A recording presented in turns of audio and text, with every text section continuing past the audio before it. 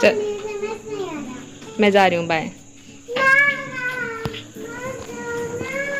जाना ही पड़ेगा, bye.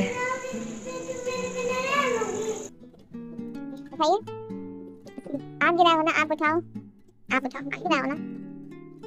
120 kilometre बचा है अभी और।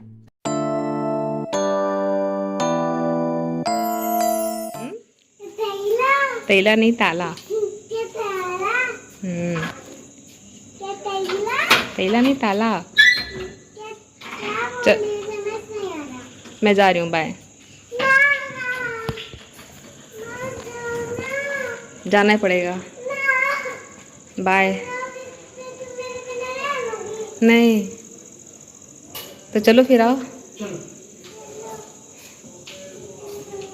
इधर से चलो, पानी मत डालना। वेरी गुड, चलो आओ। तुम कहाँ जा रहे हो बेटा? तो चल रहे हैं, जा रहे हैं सफर पे, एक नए सफर पे, बनारस। गणपति बप्पा विघ्नहर्ता सब ठीक करिएगा, सफर अच्छा करिएगा। गणपति बप्पा मोरिया। चलो मोरिया।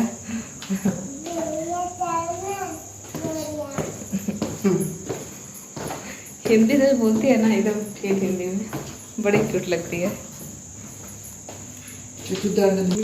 हाँ बाबा, ली हूँ बिल्कुल ली हूँ। अच्छा सॉरी। साड़ी, ओके। 662 पर निकलती है। 662।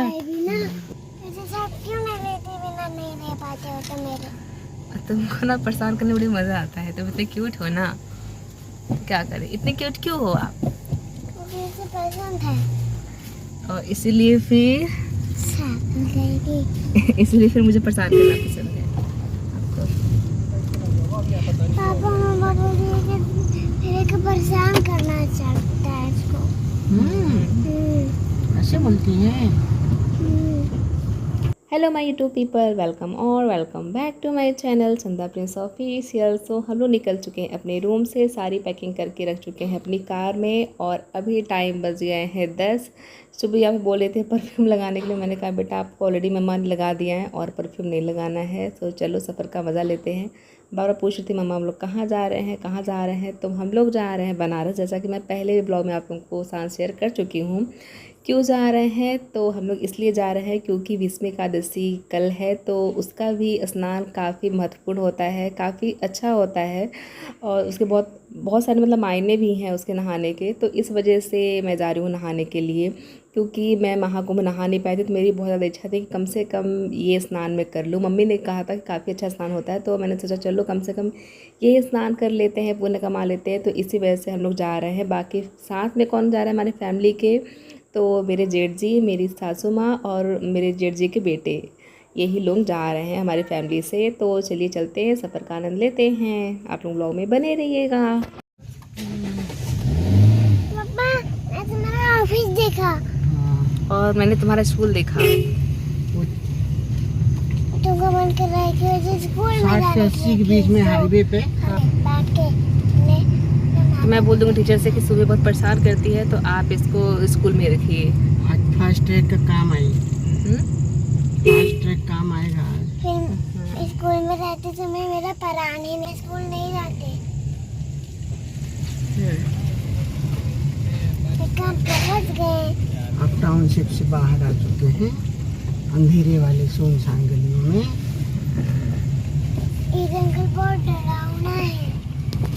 डरावना, मुझे डर लग रहा है। हम लोग टाउनशिप से बाहर निकल चुके हैं और बस सफ़र का मज़ा ले रहे हैं। ये है कि रात बहुत ज़्यादा हो गई है। पहले तो डिसाइड था कि हम ही लोग जाएंगे भैया के रूम पे, अपने जेठ जी के, लेकिन फिर ये था कि भैया मम्मी को लेके आ जाएंगे यहीं रूम पे ही, उसके बाद सबको यहाँ से एक साथ चलेंगे। लेकिन बारिश इतनी ज़्यादा इधर हो रही थी कि क्या ही बताएं, निकलना लग रहा था मतलब कैंसिल ही करना पड़ेगा प्रोग्राम।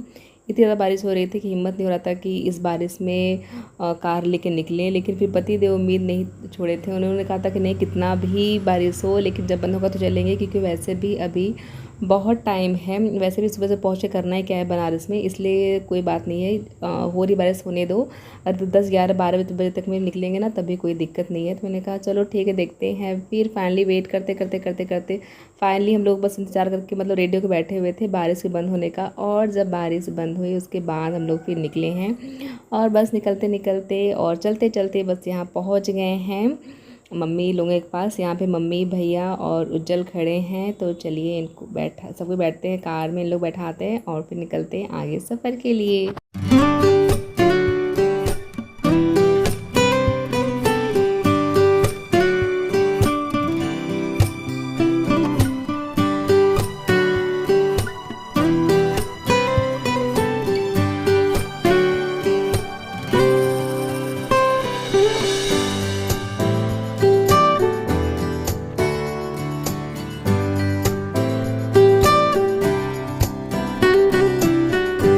फाइनली 2 बजे के आसपास हम लोग रुके एक ढाबा पे कुछ नाश्ता पानी करने के लिए। मेन था कि मुझे भूख लगी थी, मैंने कहा कुछ खिला दीजिए वरना मेरा सर चढ़ जाएगा। मम्मी की ऑलरेडी तबीयत ख़राब है, उनका दर्द कर रहा है सर, और मैंने कहा मैं भी नहीं खाऊँगी तो मेरा भी सर दर्द करने लगेगा और फिर सुबह को देखने के लिए दिक्कत हो जाएगा। तो कुछ खा पी लेते हैं, उसके बाद निकलते हैं आगे सफ़र के लिए। उज्जू भैया की दवाई हो जाएगी, ठीक हो जाएंगे। सॉरी उसका उंगली आप दबा दे किसी सॉरी पापा को शाम के देते बाबू को यहाँ लग गया, यहाँ लग गया, उंगली से उधर कसा गया उसमें। सॉरी मार दिए। फोटो लग रहा है आप लोग, फोटो लग रहा है आप लोग।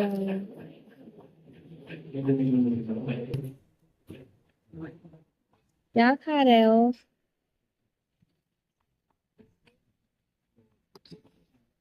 फिर खा रही हो?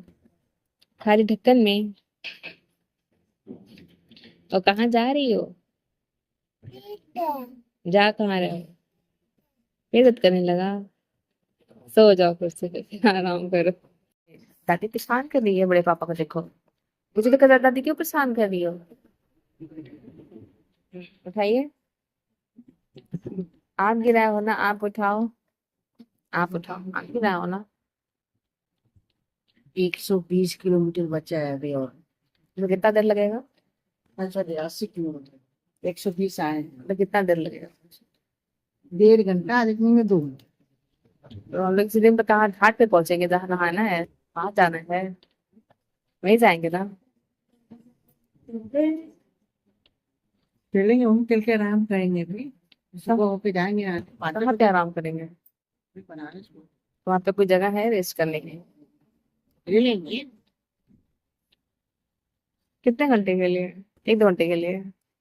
2 घंटे जाएंगे सब निकल के, सब गाड़ी वाड़ी पार करके आसपास में और रख के 5 घंटे के लिए ले लेंगे लॉज स्टे।